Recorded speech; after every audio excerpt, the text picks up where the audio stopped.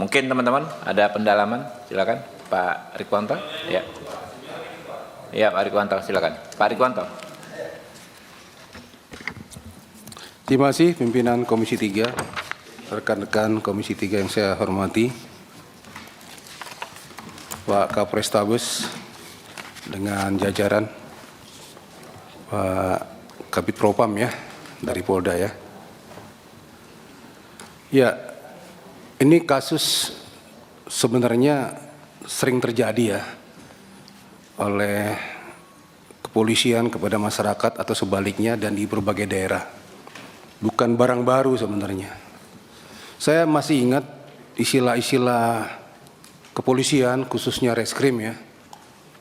Sebelum bertugas itu pasti buat deklarasi dulu supaya ingat, hati-hati. Yang artinya begini, kalian itu harus tahu, kalau kalian sudah ke lapangan, ingat ya, satu kaki kalian tuh di kuburan, satu kaki di penjara. Kenapa? Terlambat bertindak, kalian bisa jadi korban. Kecepatan bertindak, kalian bisa salah dan masuk penjara. Itu risiko yang memang nggak bisa dihilangkan sampai sekarang. Ya, terlalu cepat salah, terlambat jadi korban. Nah inilah istilah yang masih berlaku sampai sekarang. Nah dalam konteks ini, Pak Kapolrestabes, tadi sudah paparan, ya kita sudah dapat masukan dan dipertegas lagi tadi dari paparan yang ada. Memang awalnya banyak simpang siur berita ya. Ada kesan excessive force, tindakan berlebihan di anggota kepolisian atau sewenang-wenang sehingga ada korban di pihak masyarakat. Namun setelah kita mendalami, apalagi dapat penjelasan, kita menjadi semakin jelas. Peristiwa tawuran itu ada dan pelaku-pelakunya ada, dan informasi ini didapatkan dari lingkungan, bukan hanya dari anggota kepolisian, dari CCTV, dari rekaman HP para pelaku yang disebut dalam tanda petik gangster dan para pelaku tawuran. Ini informasi yang bagus untuk memperjelas tentang peristiwa yang terjadi sebenarnya. Saya hanya mengingatkan saja bahwasanya sebagai anggota kepolisian, ini bekal ya. Di lapangan itu baik patroli rutin maupun sedang tidak patroli, sedang jalan ke suatu lokasi, apapun, tapi dia sebagai anggota kepolisian harus mewaspadai hal-hal sebagai berikut. Ya, menemukan sebuah tindak pidana atau akan terjadi tindak pidana, itu harusnya siogyanya anggota Polri itu harus bisa mengukur diri. Mengukur diri itu saya sedang apa, pakaian saya apa, preman, sipil atau pakaian dinas. Kemudian saya sendiri berdua atau bersama kelompok saya. Yang saya hadapi ini kelasnya ringan, berat, atau penuh ancaman terhadap pribadi saya sendiri sebagai petugas, terhadap masyarakat, atau terhadap calon pelaku itu. Ini diukur betul. Setelah diukur baru tindakan apa yang saya akan lakukan. Jadi dimanapun, pangkat apapun, kalau melihat tindak pidana di depan matanya akan terjadi atau setelah terjadi, ukur diri. Ya, saya harus tindak segera langsung di tempat dengan kekuatan ada pada saya. Setelah diukur-ukur, atau saya harus melaporkan, minta bantuan, atau saya harus melaporkan, mohon petunjuk, harus diapakan. Ya, kalau enggak tadi, bisa jadi yang slogan pertama tadi, satu kaki di kuburan, satu kaki di penjara. Karena apa? Tidak tepat mengambil tindakan terhadap situasi kondisi yang terjadi di depan matanya. Nah, saya melihat fakta kejadiannya seperti itu. Jadi anggota kita, anggota Kapolres itu Abda R ya, itu dikategorikan excessive force, ya, berlebihan atau tidak tepat dalam mengambil tindakan. Nah padanya ya risiko harus diambil tindakan hukum juga, karena ada orang yang menjadi korban, meninggal dunia. Inilah saya kasih masukan kepada anggota Polri, khususnya Polrestabes ya, ukur diri dalam mengambil tindakan. Jangan sampai tadi yang slogan pertama itu yang saya sampaikan terjadi. Kemudian yang kedua, ada kelemahan kita melihatnya dalam komunikasi dan informasi. Ya. Dalam waktu singkat kejadian itu sudah masuk online beritanya, sudah masuk medsos beritanya. Ya. Ada anak paskibraka ditembak polisi. Ya, betapa gegernya masyarakat, betapa mirisnya masyarakat melihat judul beritanya seperti itu. Pasti ada reaksi. Dan saya pribadi melihat terlalu lambat dari kepolisian untuk merespon berita itu. Ini ada apa? Ini ada apa? Ada kegamangan, ada waktu yang cukup luang untuk banyak orang berspekulasi. Ya. Tidak ada yang jelas-jelas sebagai juru bicara atau menyampaikan informasi untuk membuat masyarakat tenang tentang apa yang terjadi. Akibatnya banyak spekulasi berita. Nah, inilah yang mengakibatkan di medsos terutama ramai sekali tentang spekulasi yang membuat rugi dari pihak kepolisian. Ya, ini koreksi juga ya. Jadi harus ada orang yang berani menjadi juru bicara dan yang lain mensupport informasinya. Mensupport itu artinya memberikan informasi yang benar, bukan katanya-katanya. Ya, informasi yang berdasarkan fakta dan primer dari orang pertama. Ini kerjanya cepat, seperti tahap awal ya. Kalau kita pernah belajar itu WH question itu kan, apa, di mana, kapan, bagaimana gitu ya. How-nya nanti, bagaimana nanti, why, mengapanya. Itu berlangsung terus. Tahap pertama, nanti mungkin 3 jam kemudian kasih lagi. 2 jam kemudian kasih lagi. Ada informasi baru 1 jam kasih lagi. Jadi orang fokus kepada informasi dari kepolisian karena itu faktual, aktual, fakta. Kalau kosong diisi yang lain. Media itu perlu informasi. Kalau dia nggak dapat dia cari kemana-mana aja. Ya. Walaupun belum tentu benar, tapi harus dia tayangkan karena berlomba-lomba media itu. Apalagi medsos, lebih liar lagi. Jadi belajarnya 2 tadi, ya, ngukur diri dalam menghadapi situasi kondisi yang ada, ya, harus bagaimana tindakan apa bersama-sama atau sendiri atau melaporkan. Yang kedua dalam manajemen komunikasi dan informasi, ya, supaya tidak liar informasi tersebut dan sudah disaring betul-betul apa yang akan disampaikan. Ya. Peran Kapolrestabes ini sangat penting dalam manajemen hal tersebut. Ya. Dan yang terakhir jangan lupa anggota selalu disentuh, ya, disentuh terus untuk supaya dia merasa we are watching you, kami mengawasi Anda, kami mengikuti Anda, kami tidak lepas dari pengamatan terhadap kerja-kerja Anda.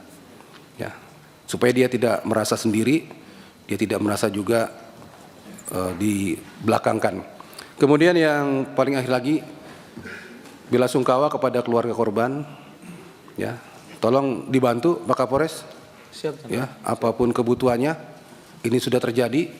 Ya, korban dibantu yang betul, masyarakat ditenangkan, kasih informasi yang benar, jangan ada yang ditutup-tutupi, dibolak-balik. Ya, kemudian anggota segera ditindak sesuai dengan ketentuan yang berlaku. Terima kasih Pak Ketua. Ya, itu dia Pak. Yang paling 2 hal ya Pak ya, yang menjadi ramai sekarang. Pertama terkait isu bahwa malam itu tidak terjadi tawuran. Tadi Bapak sudah jelaskan. Tapi memang ada sumber yang mengatakan itu yang security dari apa itu Pak? Saya dengar di radio. Perumahan Paramount Pak. Ya, mungkin bisa dijelaskan Pak yang benar security. Jadi izin Bapak. Ya. Ada penjelasan dari security, 2 security Perumahan Paramount. Yang menjelaskan seolah-olah memberikan kesaksian bahwa di depan Perumahan Paramount itu tidak ada tawuran. Kami sudah mengkonfirmasi kepada 2 security yang dimaksud. Penjelasannya adalah security ini adalah office security Pak. Dia kerjanya pagi sampai sore. Jadi sore pulang, besok baru masuk lagi. Jadi malam itu dia pun tidak malam ada itu di dia lokasi. tidak ada di tempat Pak. Oke. Jadi penjelasan dari yang bersangkutan betul ada pihak yang meminta keterangan terhadapnya Namun kemudian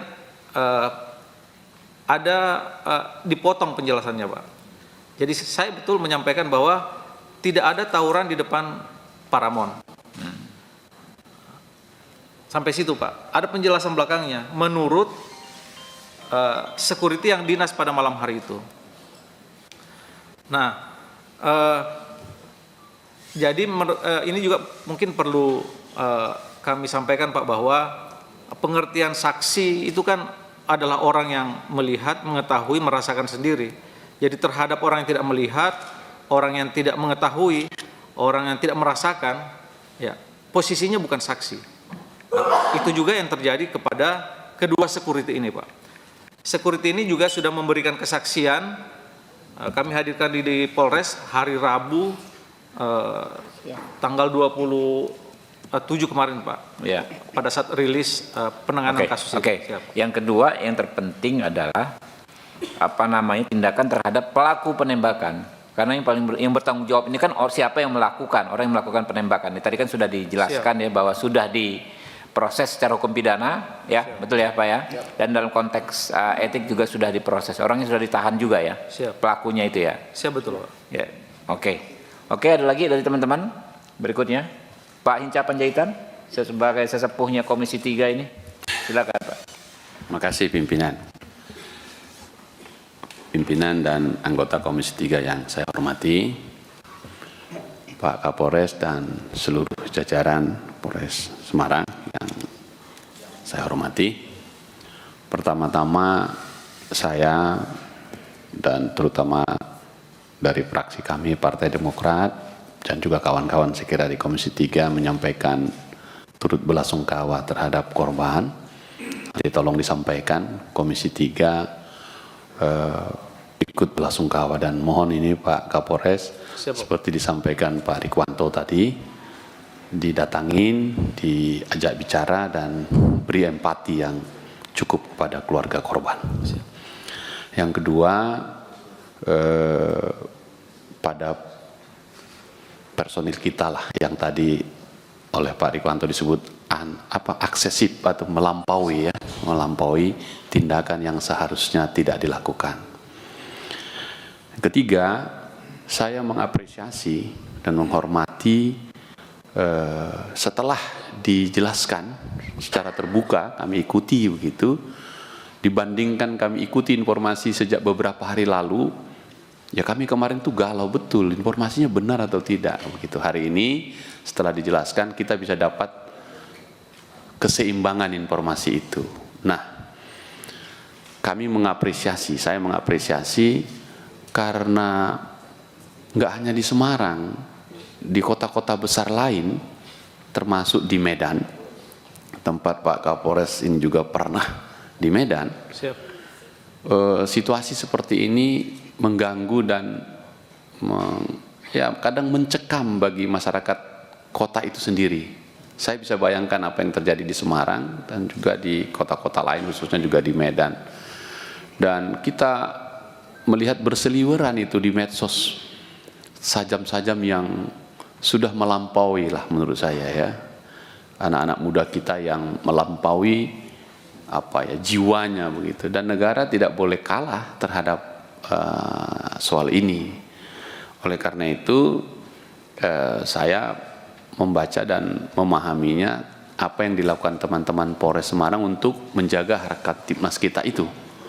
Hanya memang ada yang tadi eksesif, yang offside lah, melampaui garis batas yang seharusnya tidak dilampaui. Nah, saya kira teman-teman Propam sudah tahu tugasnya untuk ini dan kita punya sistem itu, dijalankan saja. Terakhir, karena ini sudah di Komisi 3, seperti juga disampaikan pimpinan, saya harap teman-teman kembali ke Semarang, kemudian konferensi pers lah, jelaskan kepada masyarakat di sana secara terbuka, apa yang teman-teman jelaskan di sini.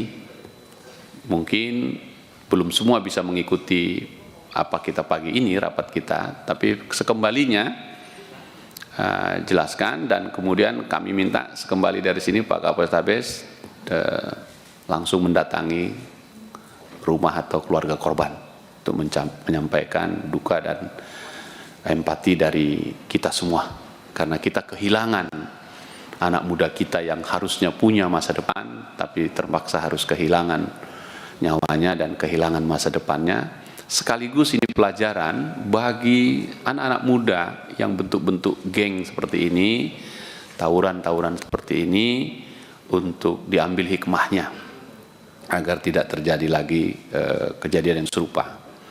Plus, kalau boleh saya izin pimpinan, pengalaman Semarang ini tolong disampaikan kepada Polda dan Kapolri agar menjadi pengalaman berharga untuk Polrestabes lain.